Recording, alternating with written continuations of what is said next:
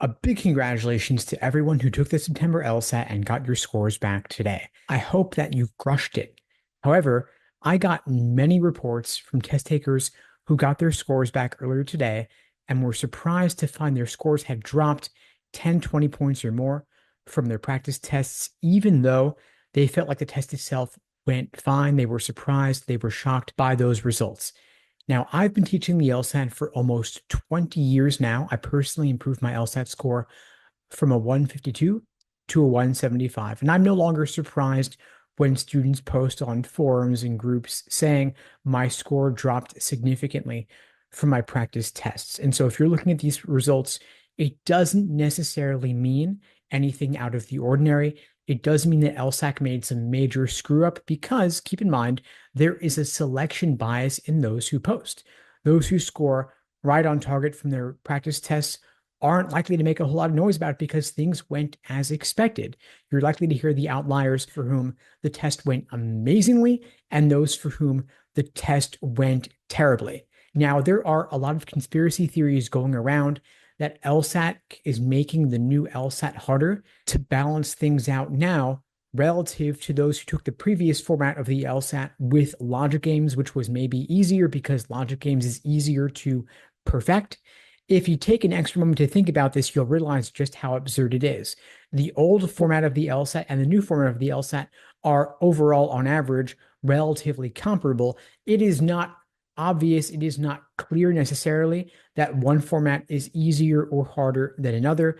Obviously, on an individual level, some people will like the version of the LSAT with the logic games, and some will like the version of the LSAT without the logic games, but no one format is easier or harder than another overall in aggregate. Now, there's an additional consideration, though, that there's been a lot of LSAT score inflation over the past few years due to the previous temporary LSAT flex format, as well as a significant increase in the incidence of LSAC granting accommodations for things like extra time. These considerations combined have resulted in significant increases in LSAT score medians and big percentile changes on the LSAT. For example, for LSAT medians, all of the T14 law schools now have LSAT score medians of 170 or above. On the percentile front, it used to be that scoring a 173 on the LSAT put you in the 99th percentile. Now you've got to get a 175 to be in the 99th percentile. So I could see the argument being here that LSAC is somehow making the curve harder to account for this rise in LSAT medians, the rise in LSAT percentiles. And if this is in fact the case, it wouldn't seem quite fair to me for LSAC to make such a radical change over such a short period of time. If they're going to make any changes, they should do them more gradually and subtly over a much longer period of time. But bottom line, of course, it is what it is. If you are retaking the LSAT in October, November, or beyond, you want to be ready for anything LSAC might throw your way.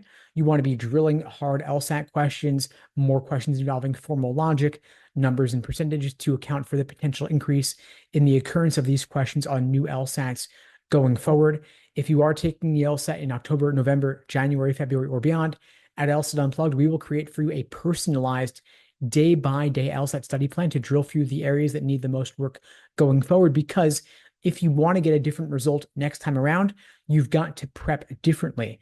If there's a resource you were considering, but you didn't pursue it, now is the time. And the best way to prep for the LSAT, especially if you're on a short timeline for October, November, or beyond, is going to be one-on-one LSAT coaching, personalized to exactly what you need on your schedule. You can check out the links below to find out more and to book a call with me and my team. We'd be glad to help you out.